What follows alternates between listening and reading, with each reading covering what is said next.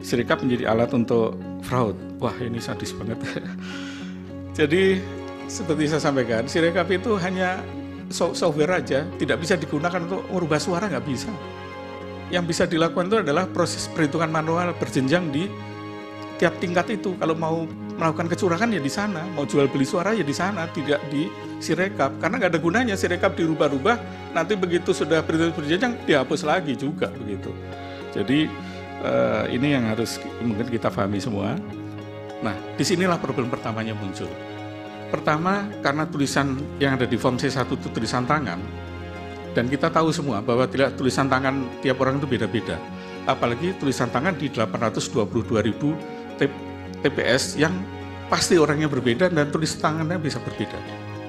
Ada mungkin di KPPS yang mengisi ini tulisannya bagus, mudah dibaca.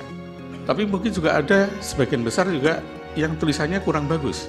Bahkan yang tulisannya jelek. Saya sendiri termasuk orang yang tulisan tangan saya itu sulit dibaca. Nah, sebagai contoh kita lihat di sini, dalam menuliskan angka saja itu stylenya bisa beda-beda. Ada menuliskan angka 4 dengan kayak kursi terbalik, atasnya terbuka. Tapi ada juga seperti yang di pojok sebelah kiri, 4 itu tertutup atasnya. Demikian juga angka-angka lain. 1 ada yang menggunakan, ada yang pakai topi dan sepatu, ada yang cuma garis saja. Nah, karena itu optical character recognition itu kalau di laboratorium itu akurasinya masih sekitar 99%. Jadi masih ada kemungkinan error 1% di sana. Tapi kalau dipakai di lapangan itu bisa lebih rendah lagi. Paling tinggi itu sekitar 92-93%. Jadi ada kemungkinan 7% salah ketika OCR ini merubah gambar menjadi angka. Nah, ini problem yang pertama. Problem kedua adalah karena Sirekap Mobile itu ada di install di masing-masing handphone dari KPPS, maka yang terjadi kita tahu bahwa handphone itu beda-beda mereknya, beda-beda kualitasnya. Ada handphone yang kualitas kameranya sangat bagus, ada handphone yang kameranya sangat kurang bagus. Resolusinya juga beda-beda.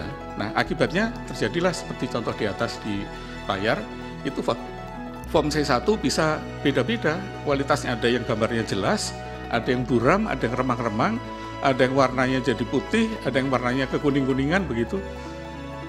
Ini dari sisi kamera, problem kedua. Problem ketiga adalah dari kertasnya sendiri. Kita lihat contohnya di yang form C1 yang di kanan itu kertasnya terlipat, sehingga ketika terlipat ini bisa menimbulkan kesalahan interpretasi oleh OCR ini. Karena OCR ini bukanlah manusia yang bisa memperkirakan, dia hanya patuh kepada training data. Jadi sistem AI ini adalah sistem machine learning ini, dia diberikan data berbagai macam tulisan tangan, kemudian dari tulisan tangan itu dia pelajari dan kemudian dia bisa melihat ini apakah angka 1, 2, 3 dan seterusnya. Nah, tapi kalau kualitas gambarnya seperti ini menjadi masalah. Nah, jadi 3 masalah ini yang menjadi sumber ketika kenapa yang bisa menjelaskan kenapa ketika ditampilkan di web itu antara angka dengan C1 bisa berbeda.